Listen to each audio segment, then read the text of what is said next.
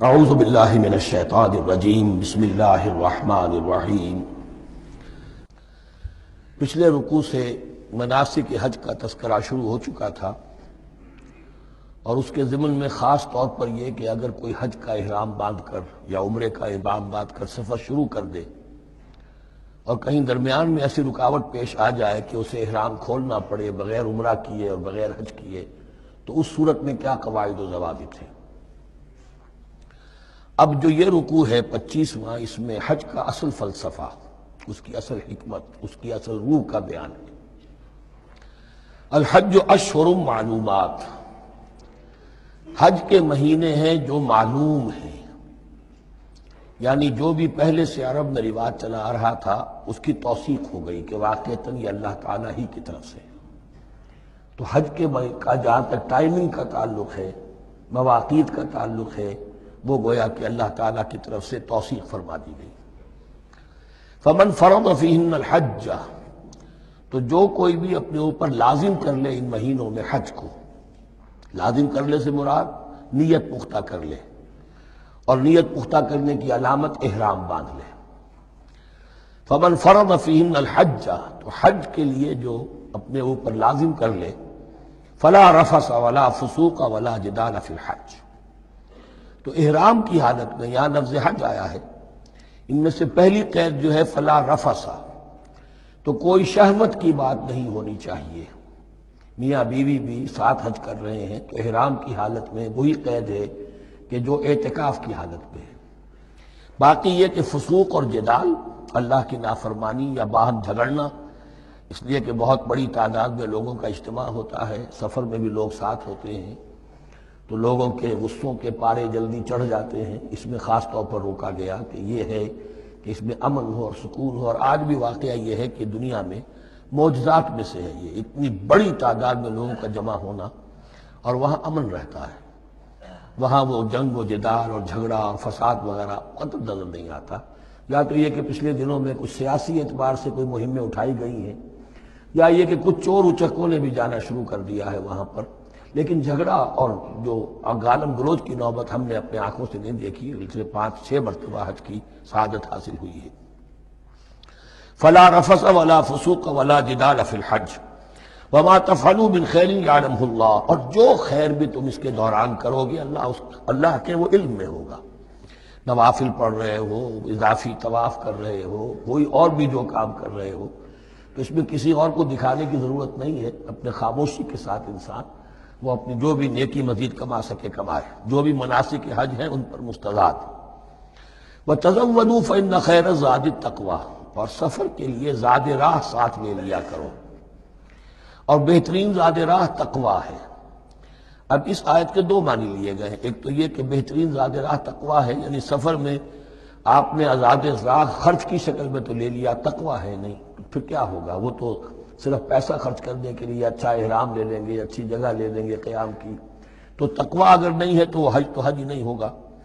لیکن اس کا ایک دوسرا مفہوم جو ہے وہ بھی بہت اہم ہے کہ اگر انسان خود اپنا زاد راہ ساتھ نہ لے تو پھر وہاں مانگنا پڑتا ہے۔ تو تقویٰ سے مراد یہاں ہے سوال سے بچنا۔ بہتر یہ ہے کہ زاد راہ لے کر چلو، اور یہ کہ اس کے لیے تمہیں کسی کے سامنے سائل نہ بننا پڑے۔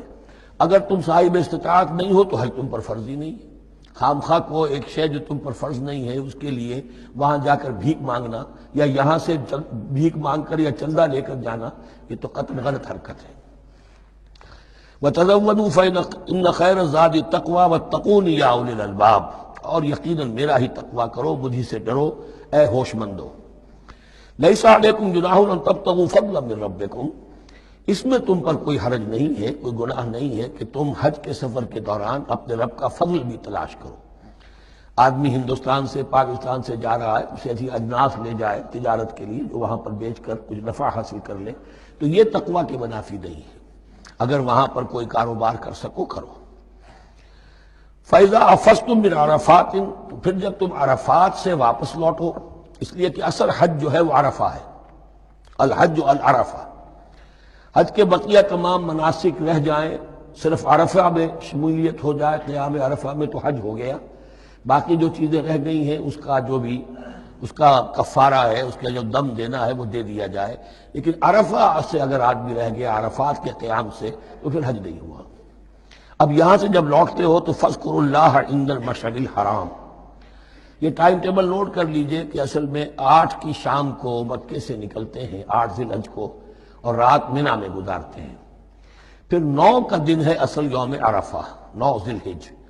صبح کو نکلتے ہیں، قافلے چلتے ہیں، اور کہیں دوپہر تک، اور دوپہر سے بھی ہو سکتا ہے تاخیر ہو جائے، لیکن کوشش ہوتی ہے کہ ظہر سے پہلے پہنچ جایا جائے،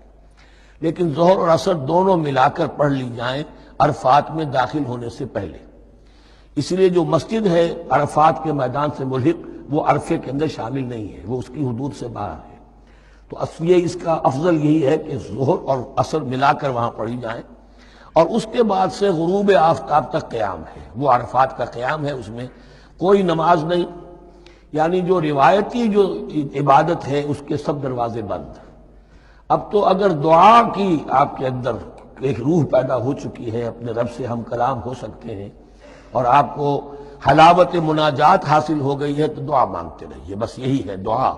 قیام عرفہ جو ہے کھڑے ہو کر بیٹھے ہوئے جس طرح بھی ہو اللہ سے مناجات کرو، یا پھر یہ کہ اگر اس میں کبھی ہو جائے کسی وجہ سے تو آدمی تلاوت کرے، لیکن یہ کہ عام نماز نہیں۔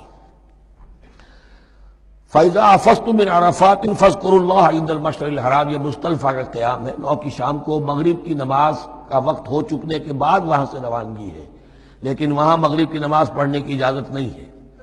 اب جاؤ اور مغرب اور عشاء دونوں جمع کرو اس میں مشعر حرام یعنی مزدلفہ میں۔ وَاذْكُرُوهُ كَمَا هَدَاكُمْ، اور یاد کرو اسے، ذکر کرو جیسے کہ تمہیں اس نے ہدایت دی ہے۔ اس سے مراد ہے کہ جو کچھ اللہ کے رسول نے تمہیں سکھایا ہے، ذکر کے جو طور طریقے ہیں، اس کے لیے جو بھی طریقے ہیں وہ اللہ نے ہدایت دی اپنے رسول کے ذریعے۔ وَإِن كُنتُم مِّن قَبْلِهِ لَمِنَ الضَّالِّينَ، اور یقیناً اس سے پہلے تو تم گمراہ لوگوں میں سے تھے، تمہیں معلوم نہیں تھا، حج کی شکل باقی رہ گئی تھی، اس کی روح ختم ہو گئی تھی، اس کے مناسک میں بھی تم نے رد و بدل کر دیا تھا، وہ آگے آ رہا ہے۔ ثم افیضوا من حیث افاض الناس، پھر پلٹو وہیں سے جہاں سے کہ سب لوگ پلٹتے ہیں۔ قریش نے یہ کہا تھا کہ ہماری خاص حیثیت ہے کہ ہم تو منی ہی میں مقیم رہیں گے، باہر سے آنے والے لوگ عرفات جائیں اور عرفات سے پھر واپس لوٹیں، یہ سارے مناسک ہمارے لیے نہیں ہیں، ہم تو مکے والے ہیں، اور ہماری شان یہ ہے کہ ہم عرفات نہیں جائیں گے، منی ہی میں قیام رہے گا۔ یہاں بتایا گیا کہ یہ تم نے غلط بات ایجاد کر لی ہے، ثم افیضوا من حیث افاض الناس، جہاں سے سب لوگ لوٹتے ہیں یعنی میدان عرفہ سے، وہیں سے لوٹیں۔ واستغفر اللہ، اللہ سے استغفار کرتے رہو، ان اللہ غفور رحیم، یقینا اللہ بخشنے والا رحم فرمانے والا ہے۔ فَإِذَا قَضَيْتُم مَّنَاسِكَكُمْ، اور جب تم اپنے یہ مناسک ادا کر لو، پورے کر لو، فاذكروا اللہ كذكركم آباءكم، تو اب اللہ کا ذکر کرو جیسے کہ تم اپنے آباء و اجداد کا ذکر کرتے رہے ہو، جس شد و بد کے ساتھ۔ وہاں یہ ہو گیا تھا کہ پھر بنا میں جب یہ ٹھہرتے تھے تو اپنے آباء و اجداد کے قصیدے بیان کیے جا رہے ہیں، جیسے ہمارے ہاں ہوتا ہے، جو دیہاتی لوگ ہوتے ہیں، راجپوت لوگ ہوتے ہیں، ان کے میراثی ہوتے ہیں، اسی طرح وہاں شعراء ہوتے تھے قبائل کے، وہ ان قبیلوں کی مدح بیان کرتے تھے، ان کے بڑے بزرگوں کی، اسلاف کی جو ہے عظمت بیان کرتے تھے۔ اللہ کا ذکر ختم ہو چکا تھا، فرمایا جس شد و مد کے ساتھ تم اپنے آباء و اجداد کا ذکر کرتے رہے، اب اسی شد و مد کے ساتھ، بلکہ او اشد ذکرہ، بلکہ اس سے بھی زیادہ شد و مد کے ساتھ اب اللہ کا ذکر کرو۔ فَمِنَ النَّاسِ مَن يَقُولُ رَبَّنَا آتِنَا فِي الدُّنْيَا وَمَا لَهُ فِي الْآخِرَةِ مِنْ خَلَاقٍ، لوگوں میں سے وہ بھی ہیں جو یہی کہتے رہتے ہیں رب ہمیں دے دے دنیا ہی میں، ایسے لوگوں کے لیے آخرت میں کوئی حصہ نہیں ہے۔ یعنی وہاں پہنچ کر بھی ساری دعائیں ان کی دنیاوی چیزوں کے لیے، مال کے لیے، اولاد کے لیے، ترقی کے لیے، اور دنیا کی جو بھی چیزیں ہیں، اپنی کوئی مشکلات ہیں ان کے رفع کرنے کے لیے، کیونکہ ان کے دلوں میں دنیا بسی ہوئی ہے۔ اشربوا فی قلوبہم الدنیا، ان کے دلوں میں جیسے بنی اسرائیل کے دلوں میں بچڑے کا تقدس ملا دیا گیا تھا اور محبت، اسی طرح ہمارے دلوں میں دنیا کی محبت ہے، تو وہاں جا کر بھی دنیا ہی کی دعائیں ہیں۔ فَمِنَ النَّاسِ مَن يَقُولُ رَبَّنَا آتِنَا فِي الدُّنْيَا وَمَا لَهُ فِي الْآخِرَةِ مِنْ خَلَاقٍ، ظاہر بات ہے ایسے لوگوں کے لیے پھر آخرت میں کوئی حصہ نہیں ہے۔ وَمِنْهُم مَن يَقُولُ، اور ان میں سے وہ بھی ہیں جو یہ کہتے ہیں ربنا آتنا فی الدنیا حسنۃ وفی الآخرۃ حسنۃ وقنا عذاب النار، پروردگار ہمیں اس دنیا میں بھی خیر عطا فرما اور آخرت کا بھی خیر عطا فرما اور ہمیں بچا لے آگ کے عذاب سے۔ اب دنیا کا خیر جو ہے سب سے بڑا وہ ایمان ہے، ہدایت ہے۔ دنیا کا کوئی خیر نہیں ہے جب تک کہ اس کے ساتھ ہدایت اور ایمان نہ ہو۔ تو سب سے پہلے انسان ایمان طلب کرے، پھر اس کے ساتھ اللہ تعالیٰ دنیا میں کشادگی دے دے، رزق میں بھی کشائش دے دے تو ٹھیک ہے، کوئی بری بات نہیں، اچھی بات ہے۔ لیکن یہ کہ اصل شے کیا ہے؟ ایمان اور استقامت۔ اولئک لہم نصیب مما کسبوا، یہاں یہ لفظ بہت اہم ہے، ان کے لیے حصہ ہوگا اس میں سے جو انہوں نے کمایا۔ محض یہ دعا کرنے سے یہ دعا جو ہے یہ کافی نہیں ہو جائے گی۔ اول تو یہ نوٹ کر لیجئے، یہی وہ دعا ہے جو یعنی رکن یمانی سے لے کر جو بھی ہر چکر ہوتا ہے اس کا طواف کا، تو رکن یمانی سے لے کر حجر اسود تک کا جو دورہ ہے، اس میں یہ دعا مانگی جاتی ہے، ربنا آتنا فی الدنیا حسنۃ وفی الآخرۃ حسنۃ وقنا عذاب النار۔ اولئک لہم نصیب مما کسبوا، ان کے لیے حصہ ہے اس میں سے جو انہوں نے کمایا۔ اچھا، اس میں سے جو انہوں نے کمایا، اس میں سے کہ وہ تو سارا ملنا چاہیے، لیکن بندے کو ڈرتا رہنا چاہیے کہ ممکن ہے اس میں سے کسی مسئلے میں میری نیت میں کوئی فساد آ گیا ہو، ممکن ہے اس میں سے میرے کسی عمل کے اندر کوئی کمی رہ گئی ہو، کوئی کوتاہی رہ گئی ہو۔ اس لیے یہ نہ سمجھ لے کہ جو بھی کچھ کیا ہے اس کا اجر لازماً ملے گا۔ مما کسبوا، جو انہوں نے کمایا ہے اس میں خلوص ہے، اس میں بے ریائی ہے، اس میں تمام جو بھی اس کے آداب اور شرائط ہیں ملحوظ رکھے گئے ہیں، تو ان کو ان کا حصہ ملے گا۔ واللہ سریع الحساب، اور اللہ تعالیٰ کو حساب چکانے میں دیر نہیں لگتی، بہت جلدی حساب کر لے گا۔ اب تو ہمارے سامنے نقشے موجود ہے، کمپیوٹرز ہیں، کتنی جلدی حساب ہو جاتا ہے، تو اللہ کے ہاں تو پتہ نہیں کیسا سپر کمپیوٹر ہوگا کہ اسے حساب نکالنے میں دیر نہیں لگے گی۔ وَاذْكُرُوا اللَّهَ فِي أَيَّامٍ مَّعْدُودَاتٍ، اور ذکر کرو اللہ کا گنتی کے چند دنوں میں۔ یہ لفظ یہاں پر پھر آ گیا ہے اس بات کی وضاحت کے لیے جو میں نے عرض کیا تھا کہ ابتدائی جو حکم تھا روزے کا، ایام معدودات، وہ 3 دن کے روزے تھے، اس لیے کہ یہاں بھی معدودات کا لفظ آیا ہے، فی ایام معدودات، اور سب کو معلوم ہے یہ 3 دن ہیں، 11ویں 12ویں 13ویں تاریخ جو ہے ذی الحجہ کی، کہ پھر یوم نحر کے بعد 3 دن یہاں پر قیام ہے، مبیت ہے، وہ 3 دن ہے ایام معدودات۔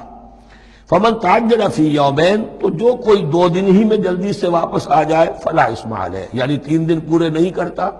2 دن ہی میں واپسی اختیار کر لیتا تو کوئی گناہ اس پر نہیں ہے۔ ومن تأخر، اور جو پیچھے رہے یعنی 3 دن کی مقدار پوری کر لے، فلا اثم علیہ لمن اتقی، تو اس پر بھی کوئی گناہ نہیں، لیکن شرط ہے تقوی۔ جو 2 دن میں چلا گیا تقوی تھا تو بھی اللہ تعالیٰ کے ہاں اس کا اجر محفوظ ہے، جو 3 دن رہا تقوی ہے،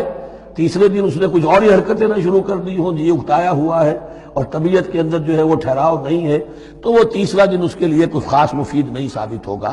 لیکن یہ کہ اصل شے جو ہے اللہ کے ہاں جو چیز کے شرط لازم ہے قبولیت کے لیے وہ تقوی ہے۔ لمن اتقی واتقوا اللہ واعلموا انکم الیہ تحشرون، اور اللہ کا تقوی اختیار کرو، اور یہ مستحب